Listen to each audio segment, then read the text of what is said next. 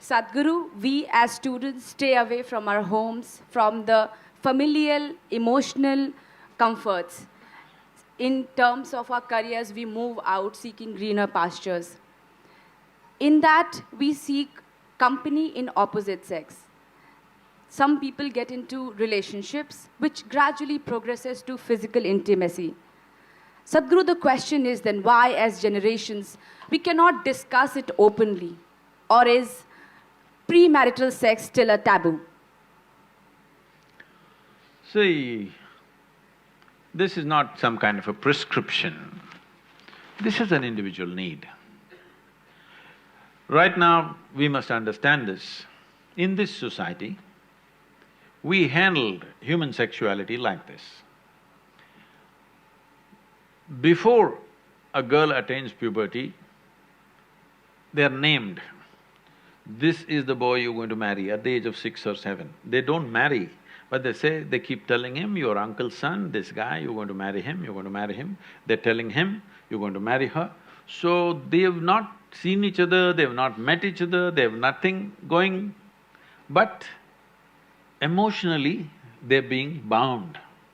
Before they touch each other physically, they want them to be emotionally bound in a strong way. So this is the technique of the culture, how they dealt with it. So when you become or attain to your puberty, when your body blossoms into certain possibilities, now your emotions are already with somebody.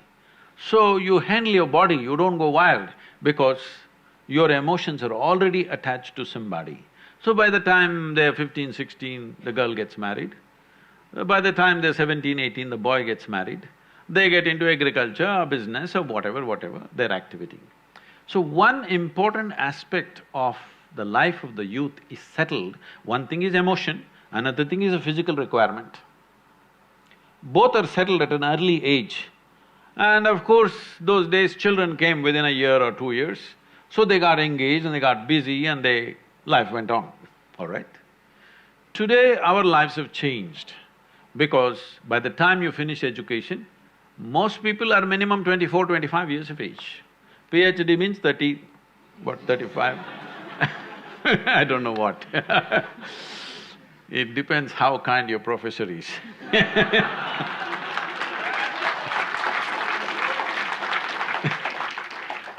So, let us say average education time is 25 years of age.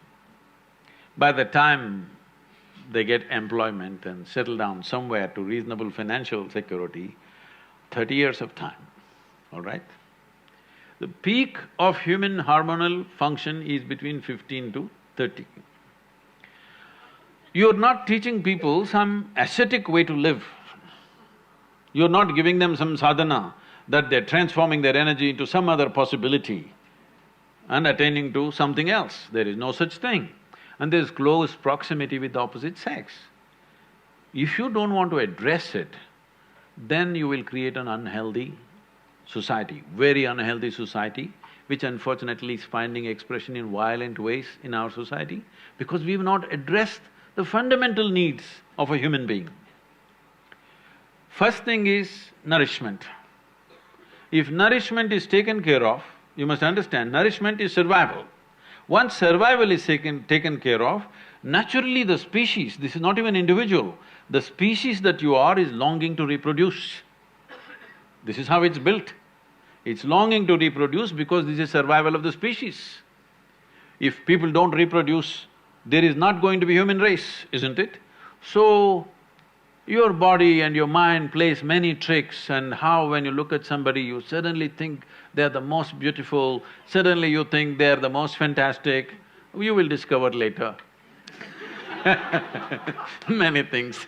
But initially, everything is clouded. See, I'm telling you, let's say you are 10, 12 years of age, you looked at people, they're quite normal.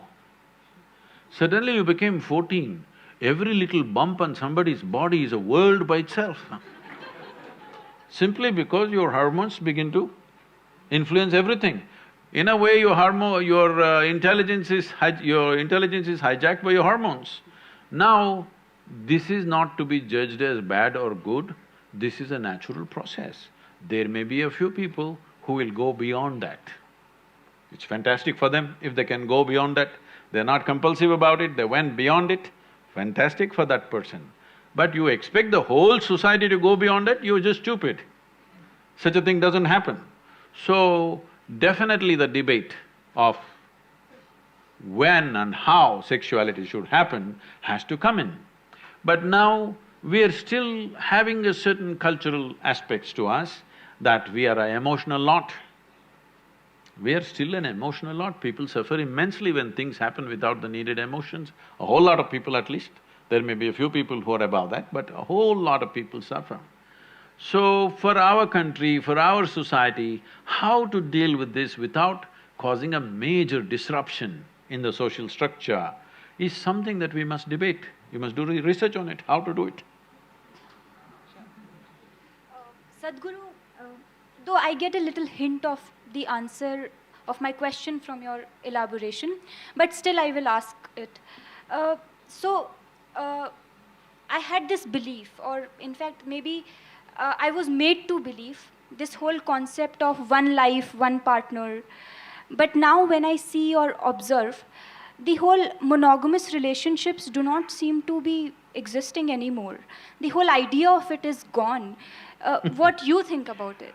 Oh, it's not gone, maybe in JNU it's gone.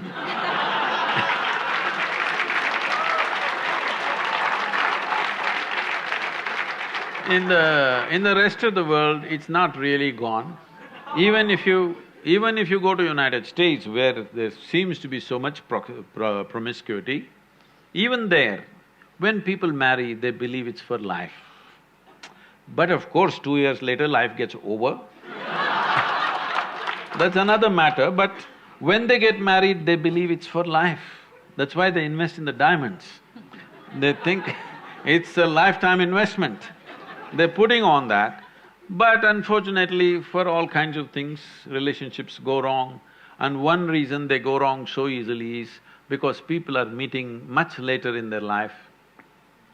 See, when people met much younger, when their personalities were not concretized, they met early, 17, 18, then two people became like one person very easily. Now they're meeting at 30. Now both are concretized, two concrete blocks. But I'm seeing young people, if they marry, they hang on. If people marry over 50 years of age, they hang on because they have again softened up, concrete is again. Between 30 and 50, it's a bit of a concrete block, you know, strong persona.